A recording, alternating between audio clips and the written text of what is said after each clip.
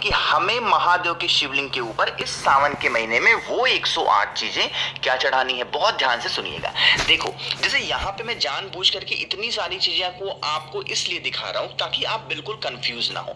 गुरुजी ने ये कहा कि महादेव के शिवलिंग के ऊपर कभी भी कोई भी चीज खंडित नहीं चढ़ानी चाहिए। क्या?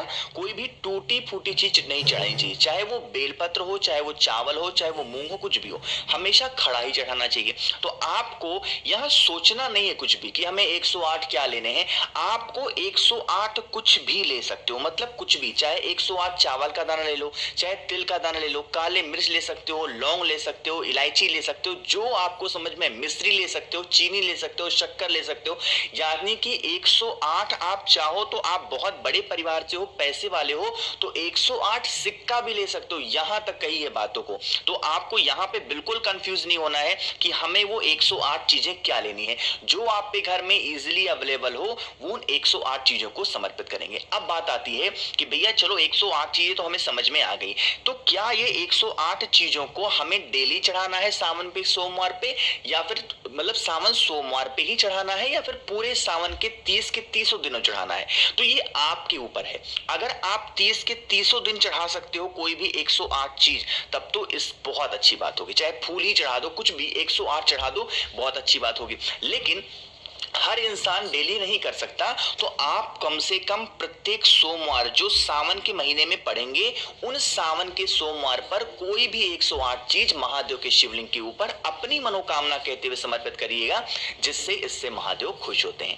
अब एक डाउट और है लोगों का, वो डाउट ये है कि भैया जैसे मान लीजिए कि हम जैसे मान लीजिए कि हमने भैया पहले सावन के सोमवार पे 108 काला तिल चढ़ा दिया, तो क्या दूसरे सोमवार, तीसरे सोमवार, चौथे सोमवार हमें काला तिल ही चढ़ाना है? नहीं, इसका जवाब है नहीं। अगर आपने मान लीजिए कि पहले सोमवार पे आपने काला तिल चढ़ा दिया, तो जरूरी नहीं है कि दूसरे सोमवार पे काला तिल ही चढ़ाओ। आप चाहो तो इलायची चढ़ा सकते हो, लौंग चढ़ा सकते हो, काले मिर्च चढ़ा सकते हो, मूंग चढ़ा सकते हो, चावल चढ़ा सकते हो, वो भी चढ़ा सकते हो, अलग अलग चढ़ा सकते हो, चाहो तो सेम चढ़ा सकते हो, बदल बदल के चढ़ा सकते हो, इससे कोई दिक्कत नहीं है। बट आपको 108 चीजों को ही चढ़ाना है ना। डाउट आपके दूर हुए ये। चलो अब दूसरे डाउट की हम लोग ये बात करते हैं कि ये तो आपको समझ में आ गया कि पूरे सावन चढ़ाना है, सिर्फ सोमवार चढ़ाना है। जो तीसरी बातें हैं कि क्या भैया मंदिर जाना जरूरी है या घर पे ही कर सकते हैं, तो इसका जवाब ये है कि जो भी 108 चीजें हैं, अगर आप सावन के सोमवार पे चढ़ा रहे हो तो मंदिर जाके चढ़ाना। इस बात का विशेष ध्यान दीजिएगा, इसका महत्व बहुत अलग होता है। सावन के सोमवार पे तो कम से कम मंदिर चले ही जाओ, है ना, इसका महत्व अलग है। लेकिन मान लीजिए कि आपकी तबीयत नहीं ठीक है, फिर किसी भी कारणवश घर में परमिशन नहीं है, फिर जो भी रीजंस हैं उनकी वजह से आप नहीं कर पा रहे हो, तो वो 108 जो भी चीजें लिए हैं वो आप अपने घर पे प्रत्येक दिन, जितने भी सावन में दिन पड़ेंगे, 30 दिन, 28 दिन, सभी दिनों में समर्पित कर देना। ठीक है ना, समझ रहे हो मेरी बात को? तो यहाँ पे हम लोगों ने इन सभी डाउटों को दूर कर दिया, आप लोग के जो भी चीजें आपके दिमाग में चल रही थी। अब देखो, जो एक और चीजें हैं कि हमें कौन सी ऐसी चीजें हैं जो सावन में करने से महादेव खुश होते हैं। तो यहाँ पे आपको मंदिर दिख रहा है, महादेव का दिख रहा है, तो आपको क्या करना चाहिए, जब भी आप, कोई जरूरी नहीं है कि सोमवार हो, मंगलवार हो, जब भी आप महादेव के शिवलिंग के पास में, यानी महादेव के मंदिर में सावन के दिनों में पहुंचना, तो उनके मंदिर की सफाई जरूर करें। क्योंकि देखो बरसात का महीना है, लोग ऐसे जाएंगे स्लीपर पहन करके, चप्पल बाहर निकालेंगे, लेकिन जो वहां पे पूरा कीचड़ कीचड़ हो जाता है, तो वहां पे जाकर के आप एक लोटा जल चढ़ाओ ना चढ़ाओ उससे मतलब नहीं है, लेकिन जो भी व्यक्ति सावन के दिनों में मंदिर की सफाई जाकर के कर देता है, उससे महादेव बहुत प्रसन्न होते हैं, बहुत खुश होते हैं। तो एक नियम बना लो कि हम इस दिन जाएंगे, या फिर जब भी जाएंगे तो थोड़ी, अब पूरा मंदिर को अच्छे से रगड़ रगड़ के धुलने की जरूरत नहीं है, जितना आपसे हो सकता है, जितनी आपकी क्षमता हो, जितना आप कैपेबल हो किसी चीज को करने का, आप उस क्षमता से मंदिर की सफाई जितना कर सकते हो करने की कोशिश करिएगा। सावन में सफाई करिएगा, जीवन की जो आपके कष्टों की सफाई होगी वो महादेव कर देंगे। ठीक है ना, तो ये चीजें समझ में आ गई हैं।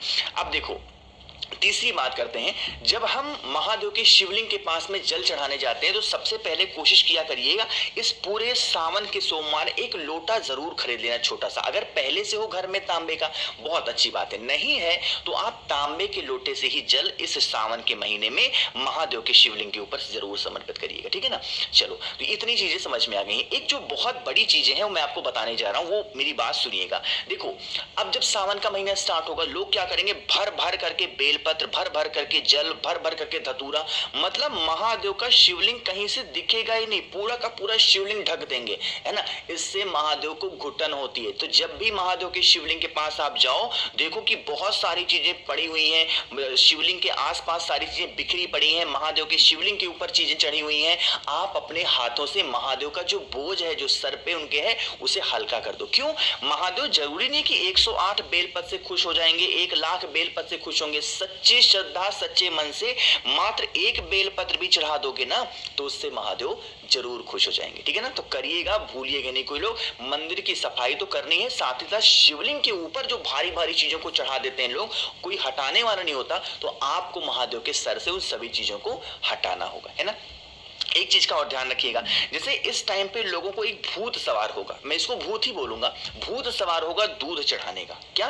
एक भूत सवार हो जाएगा दूध चढ़ाने का। तो वो क्या करते हैं, उस भूतिए दिमाग में वो मार्केट से जाते हैं और पैकेट वाला दूध खरीदेंगे और ऐसे फाड़ेंगे और पैकेट से ही महादेव के शिवलिंग के ऊपर जल चढ़ाएंगे। ऐसी गलती मत करना। अगर आपके घर के आसपास डेयरी है, कोई गौ माता का दूध मिलता है, तब तो दूध ले लो किसी कलश में।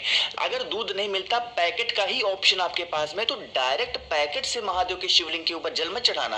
पहले उस पैकेट के दूध को कलश के अंदर रखो और फिर जल चढ़ाओ। कुछ तो देखते हैं इतने मतलब एटीट्यूड में मंदिर में घुसते हैं और जैसे फटाफट दही खोला, दूध खोला, फटाक से पॉलिथीन से ही चढ़ा दिया। ये गलत तरीका है। इससे ये एक सही दिशा नहीं है जल को चढ़ाने के या फिर कोई भी चीज को महादेव को खुश करने का। ठीक, समझिएगा। अब चलो बात कर लेते हैं हम लोग एक उपाय की, जो कि सावन के महीने में हम सभी लोगों को जरूर से जरूर करना चाहिए। ठीक, देखो, जब भी आपको इस पूरे सावन के महीने में टाइम मिल जाए, कोई भी एक दिन जब भी आपको समय मिले पूरे सावन के महीने में, 108 बेलपत्र ले लेना। अब देखो, जरूरी नहीं कि वो सोमवार ही होना चाहिए, मंगलवार, पूरे सावन के महीने में 30 दिनों में किसी भी एक दिन समय मिले, 108 बेलपत्र ले लेना, है ना। इन 108 बेलपत्रों के ऊपर आपको क्या करना होगा, चाहे तो लाल चंदन से या पीले चंदन से राम लिखना। क्या लिखोगे? राम। और बेलपत्र की जो डंडी आपको दिख रही है, यहीं से लपेटते लपेटते आपको एक धागे में इस तरीके से बेलपत्र की माला बनानी है। कितने बेलपत्र की माला? 108 बेलपत्र की माला बनाना। ठीक है ना। माला बनाने के बाद में उसको लेकर के जाना, पूरे परिवार का हाथ उस पे एक बार लगवा देना माले के ऊपर, और आपके जीवन की जो प्रॉब्लम चल रही हो, आपकी हो, आपकी फैमिली की हो, परिवार की हो, समस्या खत्म ही नहीं हो पा रही है, उसे अपने सीने से लगा करके और फिर महादेव के शिवलिंग पे पहना देना। इस सावन के महीने में इस उपाय को करके देख लीजिएगा, जो प्रॉब्लम आपके घर में चल रही होंगी या चलने वाली होंगी, वो सारी समस्याएं, सारी दुविधा आपके घर की कहां चली जाएगी, आपको पता भी नहीं चलेगा। ठीक है ना। भूलिएगा नहीं, कोई लोग, हर व्यक्ति को, हर इंसान को इस उपाय को जरूर करना है। और जब भी कोई भी उपाय सावन के महीने में महादेव के शिवलिंग के पास करके जाना, तो घी का दिया, गोल बत्ती का पहले जरूर जलाइएगा, उसके बाद ही कोई काम आपको करना है। और हाँ, सावन के महीने में मंदिर के अंदर कोई भी दीपक मत जलाना, क्योंकि वहां पे जान हानि का खतरा हो सकता है, भीड़ बहुत ज्यादा मात्रा में रहेगी। तो बस एक बार महादेव का ध्यान करते हुए मंदिर के बाहर दीपक को प्रज्वलित करेंगे। ठीक, तो कोशिश की, जितनी चीजें मुझे पता थी 2024 सावन महीने की आपको समझाई है, साथ ही साथ 108 क्या चढ़ाना है आपको समझ में आ गया होगा।